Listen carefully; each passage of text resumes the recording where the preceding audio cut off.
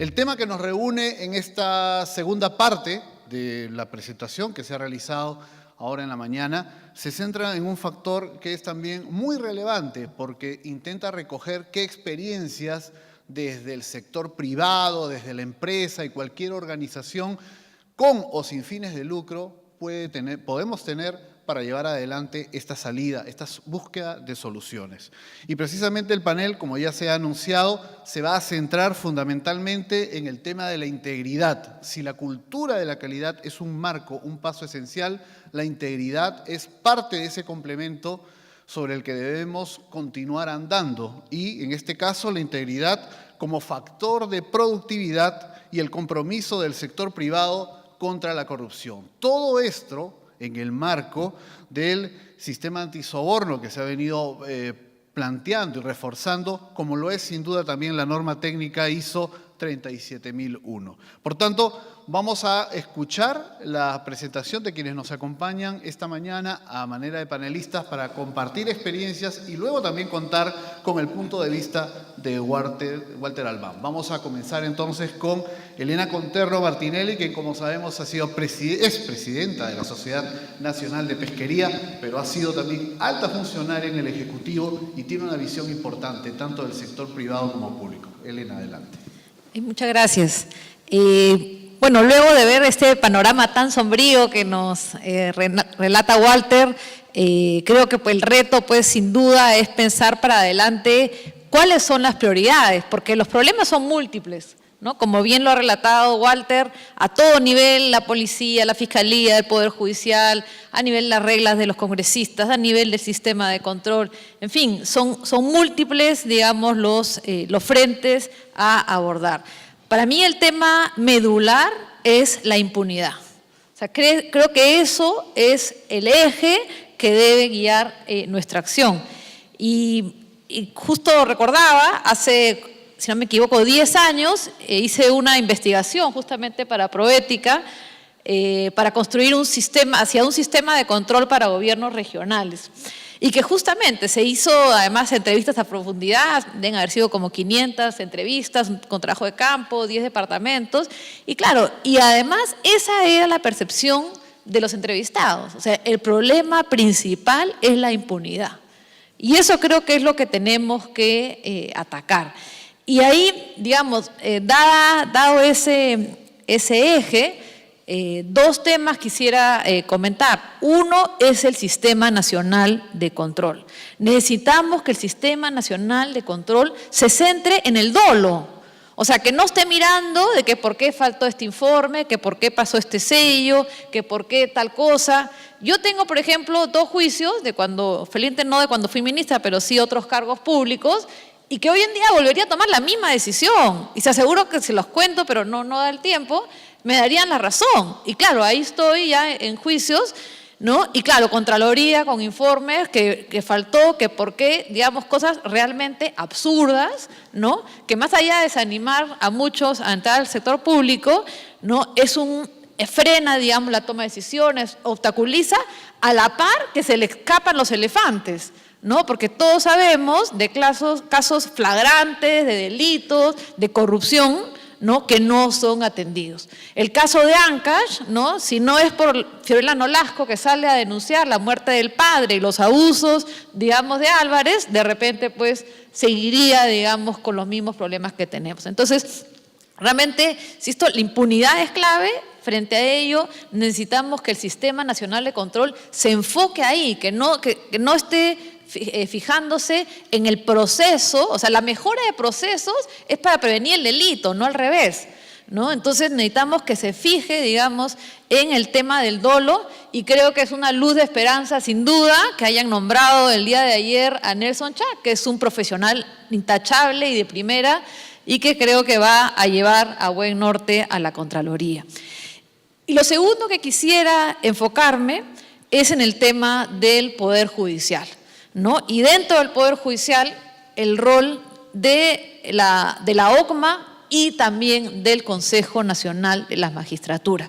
Como ha resaltado Walter, el Consejo es clave, porque el Consejo es quien está determinando quiénes van a ser los jueces, ¿no? Entonces, claro, en vez de comernos todo el elefante del Poder Judicial, empecemos por estas dos instancias que son tan gravitantes para el buen funcionamiento del Poder Judicial.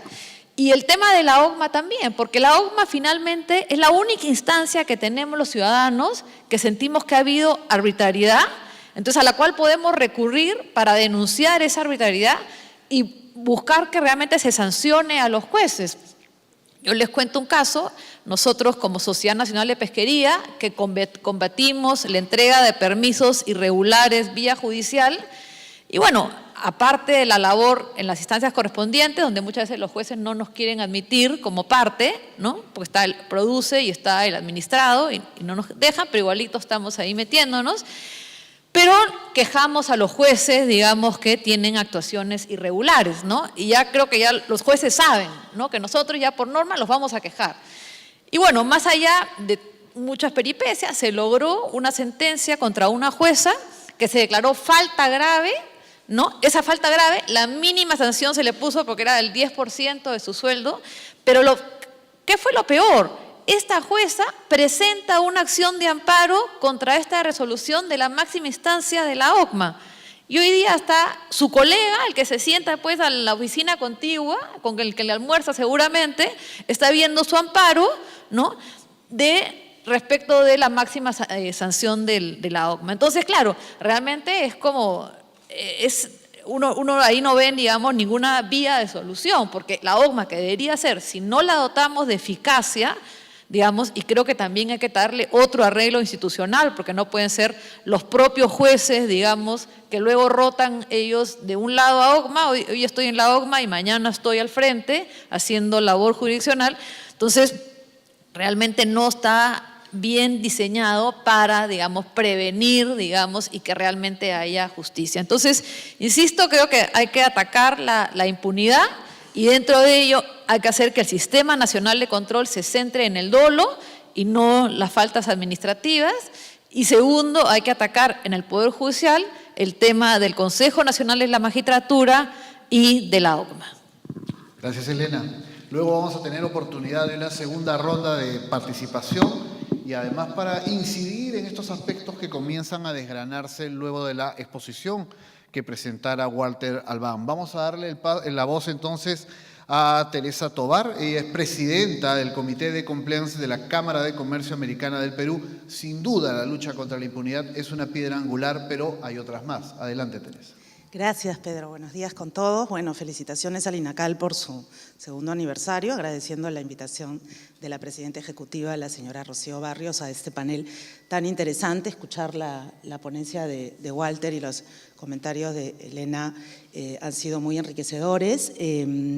Yo quería dar una visión positiva del lado empresarial de qué se viene haciendo en AmCham en las iniciativas contra la corrupción del lado empresarial, ¿no? Porque se dice muchas veces el sector empresarial no comparte o no se involucra tanto en la lucha contra la corrupción. Hace un año aproximadamente iniciamos en AmCham el Comité de Compliance, que está conformado por empresas miembros, socias de AmCham, interesadas en compartir buenas prácticas en materia de precisamente el combate del soborno del lado corporativo.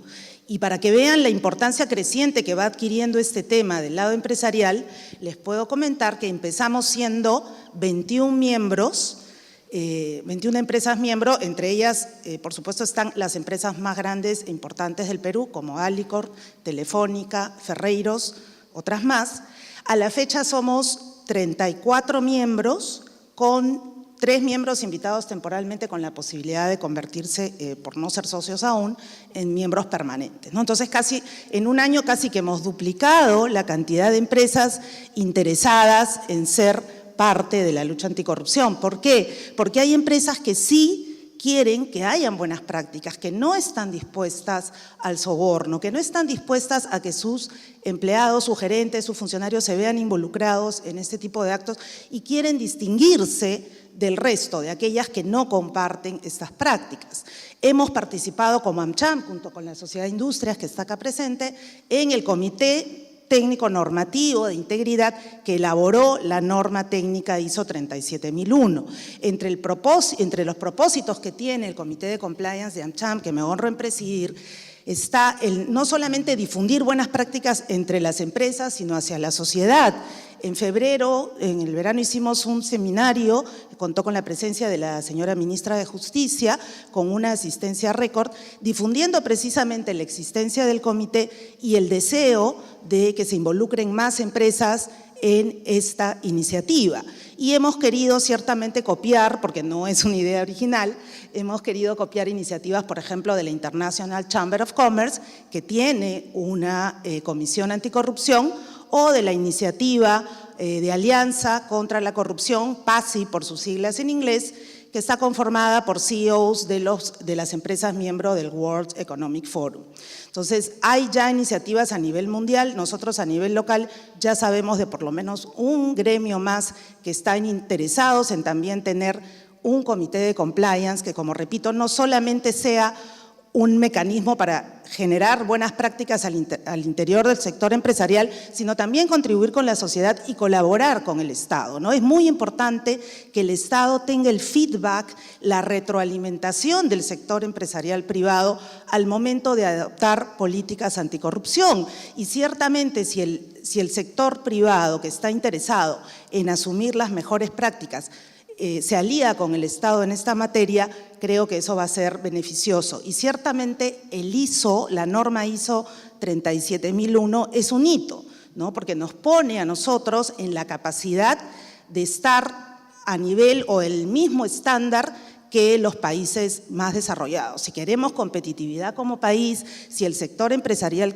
quiere competitividad, es sano, es saludable que busque alinearse con estándares internacionales que permitan precisamente al final competir de igual a igual con empresas desarrolladas, porque lo que sucede es que ya muchas empresas a nivel mundial están escogiendo sus socios de negocios según las políticas de integridad que manejan las empresas, ¿no? Entonces ya las empresas voluntariamente están asumiendo mejores prácticas porque es una necesidad de negocios, ya no solamente porque es algo ético, correcto, íntegro, ¿no? Entonces, creo que ese es un tema que es muy importante para destacar, no solamente, repito, el querer hacerlo por un tema, digamos, de conveniencia de negocios, si se quiere, porque ya lo exigen los pares a nivel mundial en los países más desarrollados, sino porque también hay una responsabilidad del lado de la empresa, ¿no? Y creo que el Estado, promoviendo y dando los incentivos correctos, porque no es solamente la sanción, que ciertamente, y podemos hablar de eso luego para no extenderme mucho, la sanción tiene que ser eficaz y tiene que haber un correlato del Estado, del lado sancionador, pero también tienen que haber incentivos y señales correctas del Estado, ¿no? Por ejemplo, lo que prevé el decreto legislativo 1352, en el sentido de que la empresa que tiene un programa de compliance no será responsable, podrá ser exonerada de responsabilidad. Es una forma de decir, las buenas empresas van a recibir un premio del Estado, porque precisamente están colaborando con la lucha anticorrupción. No es eficiente, no es eficaz que el Estado se meta a fiscalizar al interior de la empresa qué hace en el día a día la empresa como una especie de contraloría, ¿no? No lo puede hacer ni tampoco es deseable, ¿no? Entonces, lo que tenemos que hacer es promover del lado del Estado también estas buenas prácticas y los premios a las buenas empresas. Y para terminar, quería mencionar algo que estaba leyendo anoche preparándome precisamente para este evento y que me lo hizo recordar la exposición de Walter al mencionar que somos un país con un alto índice de percepción de la corrupción. Leía que según el Banco Mundial, el hecho de que una empresa pase de un país con bajo nivel de corrupción a uno de medio o alto, supondría para esa empresa un impuesto equivalente al 20%, una tasa impositiva de 20%, simplemente por los mayores costos que le genera el pasar, ¿no?, a una jurisdicción de mayor riesgo. Entonces, el reto como país y la colaboración del sector empresarial en ese sentido es bastante grande. Gracias. Muchísimas gracias, Teresa Tovar. Va quedando claro, además de la exposición que pudimos ver hace unos minutos y de las exposiciones de Elena Conterno y otras personas que han tenido amplia experiencia en el manejo tanto desde el Estado como desde la empresa privada, que la corrupción, sin duda, no permite alcanzar un desarrollo sostenible. Y como escuchábamos al inicio de esta mañana, incluso también sin calidad, cada vez es más complicado aspirar a ese desarrollo sostenible. Vamos a escuchar ahora a Raúl Óscar Saldías, quien no solamente ha tenido una importante trayectoria en el sector privado, sino que es miembro del Comité Técnico Antisoborno e incluso ha sido elegido titular del mismo. Por tanto, hay muchas experiencias que compartir, sin duda. Adelante, señor Saldías. Muchas gracias. En primer lugar, felicitando a INACAL por este nuevo aniversario y sobre todo por lo acertado de haber escogido como ponente a Walter, con quien también tengo una relación que va a hacer que somos miembros de la Comisión de Alto Nivel Anticorrupción. Somos 3 gremios del sector privado los que somos parte de esta comisión, que son la CONFIEP, la Cámara de Comercio de Lima, la Sociedad de Industrias, y Proética también está debidamente representado por su presidente. Yo hace 4 años comencé a asistir a las reuniones de la Comisión de Alto Nivel Anticorrupción. Y lo que se nos ha presentado el día de hoy es hasta cierto punto la parte buena de lo que vemos de la corrupción, porque hay partes que incluso son más oscuras y realmente son más feas. Pero la corrupción no es un tema actual, es un tema de toda la historia.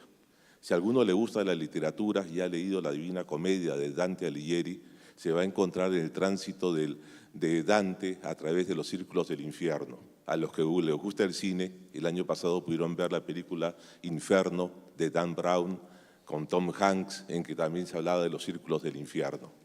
El 9º círculo del infierno es el que ve la corrupción y es el que se le aplican a los que están ahí, a los penitentes, los castigos más salvajes que hay. De todos los tipos de torturas imaginables, de ser despellejado en vivo, de ser hervidos en agua, de ser amputados los miembros y de bestias que se estén comiendo las extremidades. Afortunadamente, de esa época, que es el tránsito de la época medieval al Renacimiento, ya las sanciones para los corruptos son un poco mejores e incluso uno puede ser eximido si uno tiene un ISO 37001. Así que ya la foto no es tan mala, tenemos alguna esperanza de salir adelante. Pero si uno lee también este libro del señor Quirós, que falleció hace algunos años y que se llama La historia de la corrupción en el Perú, vamos a ver que lo que hemos visto con Dante Alighieri a la historia nuestra de toda la República es que siempre hemos vivido en corrupción y tenemos que hacernos la idea que seguiremos conviviendo con la corrupción. La cuestión es en qué términos. Entonces, acá hay un momento en el Perú actual que fue culminante, cuando la OECD le dice al Estado peruano, si tú quieres ser un miembro de la OECD, hay una puerta de ingreso. Esa puerta de ingreso se llama la Mesa Anticorrupción de la OECD.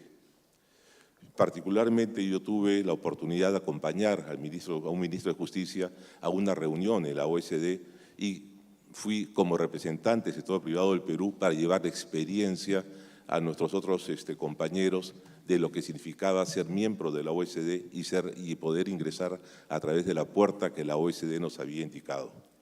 Esto nos llevó a que teníamos que aplicar nosotros varios temas y dentro de ellos era tener una sanción hacia el cohecho, que es la coima, y a su vez también que esto iba a llevar a un modelo de prevención. Y ahí es cuando nos reúne el tema del ISO 37001. Cuando en la Comisión de Alto Nivel llegamos a un acuerdo entre la parte pública y la sociedad civil de en qué términos debería ir el documento que iba a ir al Congreso y qué aspectos iba a tomar de modelo de prevención. Logramos llegar a un consenso por unanimidad y esa fue la norma que llevó y el sector privado la respaldó y la sigue respaldando. Esta norma fue también ya modificada por el actual gobierno, pero lamentablemente restó el rol de INACAL dentro del modelo de prevención que creemos por parte del sector privado fue un error y que este rol se le debería de devolver a INACAL.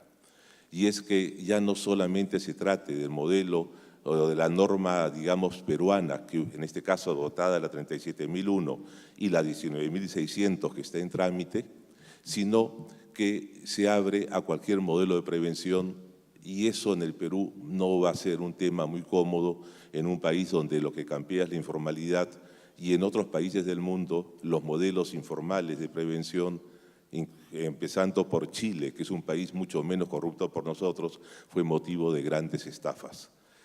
No sé si me queda un par de minutos o lo pasamos al segundo round, ¿no? Entonces, es así como nosotros llegamos a ello. Y en el sector privado, de hecho, que estamos altamente preocupados por la corrupción. En esa encuesta que Walter hace referencia al 2013, se pusieron algunas preguntas. Una de ellas es, esta fue una encuesta en la que se hizo sobre un auditorio de empresarios, no fue una encuesta de percepción a nivel nacional, sino solo de empresarios, y ahí se ponía que lo que más le preocupaba al empresario era la corrupción, tal como fue mostrado. Pero había otro slide que decía que en más del 60% la iniciativa en un caso de corrupción la toma el funcionario, ya sea del Estado o del gobierno regional o de la municipalidad o de donde fuese. Esto también llevaba a otra afirmación, que el sector privado perdía mucho dinero y oportunidades de realizar empresa en el país por el tema de la corrupción. Hace no mucho un director de EY en el Perú relataba que ellos habían hecho una investigación en un grupo de empresas y se habían encontrado que habían empresas que señalaban que al año tenían alrededor de 5 eventos de temas de corrupción y cada evento le costaba más de $100.000. O sea, estamos hablando de dinero. Y en esta relación entre el Estado y el sector privado, que ambos juntos tenemos que luchar contra la corrupción, nos encontramos que el Estado es el principal comprador en el Perú. El Estado al año gasta en bienes y servicios más de 40.000 millones de soles y también gasta al año en inversiones por bienes más de 30.000 millones de soles. Son 70.000 millones de soles que son los que caen en esta canasta de cómo va la relación entre el sector público y el sector privado. Lo que nosotros vimos con esta ISO, la 37001, que es la certificable, la 19.600, la de compliance, no es certificable, es que si el Estado obligara a todos los compradores importantes del Estado a tener la 37001, o incluso lo que tuvimos la oportunidad de decirle al actual gobierno con la Autoridad de Reconstrucción, que va a invertir más de $6.000 millones, debería ser la primera entidad en el Perú en certificarse en el ISO 37001. Pero por otro lado vamos al sector privado. El sector privado tampoco no quiere verse envuelto en estas cosas. Entonces la demanda de empresas por parte del sector privado para poder optar la 37001 y tener por un lado un atenuante en caso que caiga en un tema de corrupción, más que eso es tener una organización propia, sólida, que sea difícil de ser corruptible, difícil de caer en la tentación de los regalos, de los obsequios, etcétera, etcétera, o de dar los viajes, y para ello lo que se requiere es que toda una entidad tenga un sistema de gestión, y este sistema de gestión, aquel que hace algo mal, sepa que efectivamente está delinquiendo. Y a la hora que caiga una autoridad a hacer una auditoría del sistema de gestión y ver dónde se dio el caso de corrupción, tenga la absoluta claridad de encontrar quién es el responsable, y ese, no importa que sea del Estado o del sector privado, vaya donde tiene que ir, y es donde a los que somos gorditos no nos asientan bien las pijamas a rayas porque nos engordan más. Gracias. Muchas gracias, señor Saldías.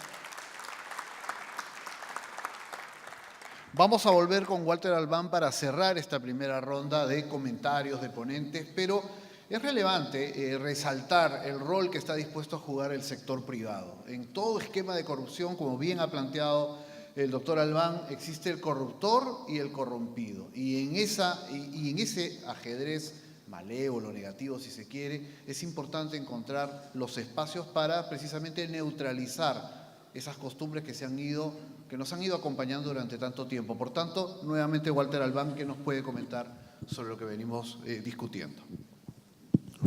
Gracias.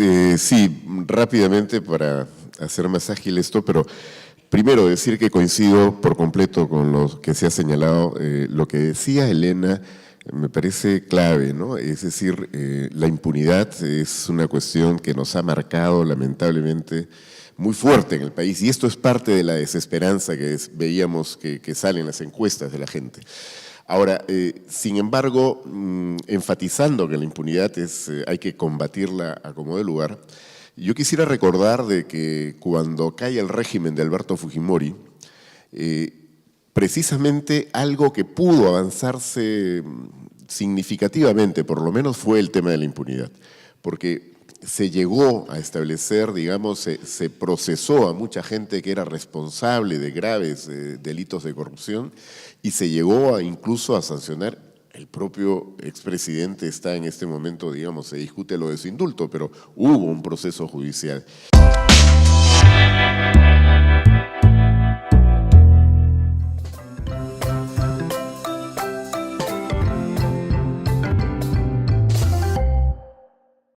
Gobierno del Perú, trabajando para todos los peruanos.